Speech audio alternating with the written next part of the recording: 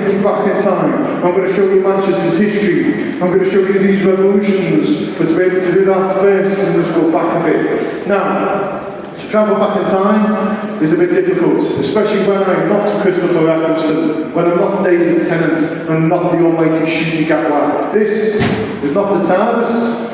I'm going to get you back in time. This is a plasma screen. And it shows Manchester of the 21st century. That's us in the museum right now. That's the Hilton Hotel, which I'm told does very good cocktails. We never talk about this, ever. That is the Arundel Shopping Centre, and that is the Etihad Stadium, home of some mediocre football. So what we're going to do is go backwards in time. We're going to take away this skyline and replace it with the past. This is Manchester, about 200 years ago. That's Manchester, the village. Manchester without the Arndale, Manchester without the Mancunian Way, Manchester without any Tesco's Express. It's a village, it's a weaving community. People live and work at home, and they're working with this stuff. Now, does anyone know what I have in my hand? Wool? You said wool. It's not wool. Cotton, spot on mate. This is cotton. This, with Manchester's how it's going to change the world. Humanity has been using cotton to make cloth out of for thousands of years. We started doing it in places like Africa and Egypt. Now the thing about this is it's amazing. You can transform it, but it's also very weak. You can turn this into cloth, which means that you can make it into things like your t-shirts, pairs of socks, ship sails, and the occasional nightie.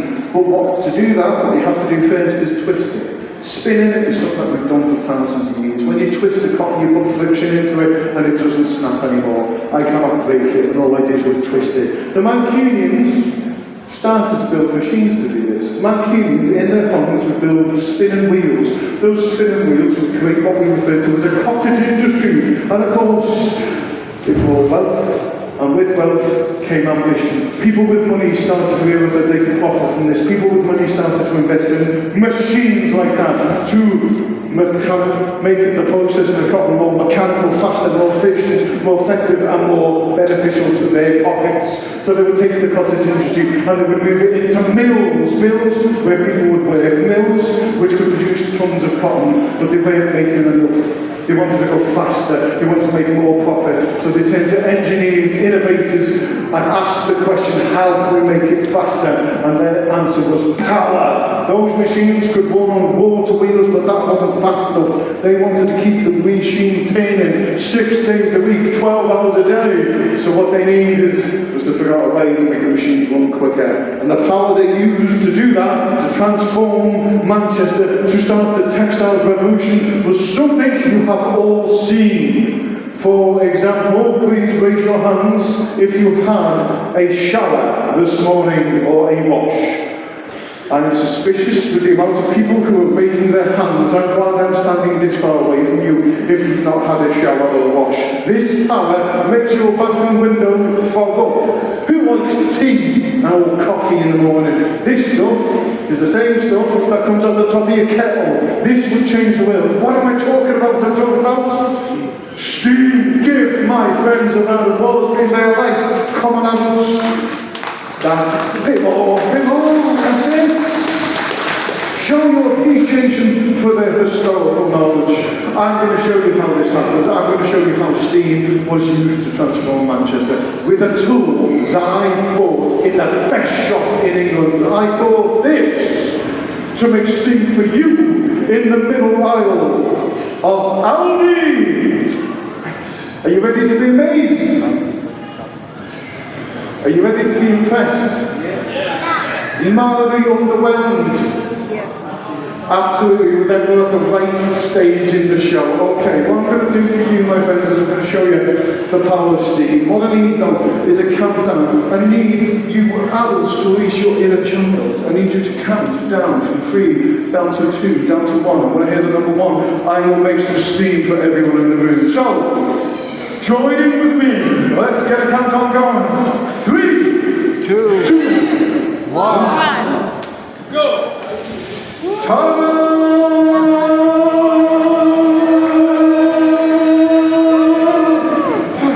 Tough crowd, aren't you? Right.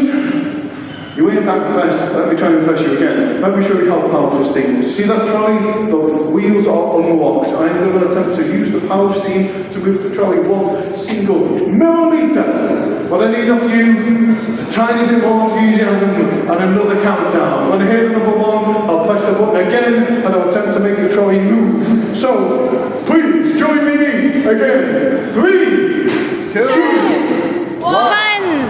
My young friends, this is what we call in science anticlimactic. Nothing has happened. Why? Because that's not powerful.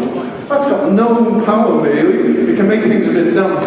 If you want to power your machines, if you want to power a revolution in Manchester, what you have to do is put the steam under what I'm under, a bit of pressure.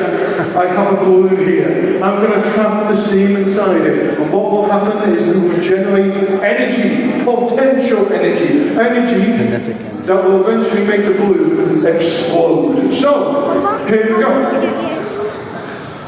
What you're seeing here is the balloon begins to expand because the steam cannot get out of it. The energy inside starts to build. It pushes against the interior, the inside of the balloon, causing the exterior to expand. Now, if I was to use this energy to, say, turn a wheel, like that one over there, that wheel would turn, it would pull a belt. That belt would be attached to a set of gears. Those gears would move parts. Those parts would spin the cotton around, making it tighter, thinner, introducing friction. That friction would be trapped by the mechanical action, and we would make thread. Thread, which could be transformed by another machine into cloth. And that's what we did here in Manchester. We produced cloth through using steam power. We produced tons of cloth, miles of it, thousands of miles of cloth, which we then sold to the world. We would transform Manchester in a mere few years from a town into a city, into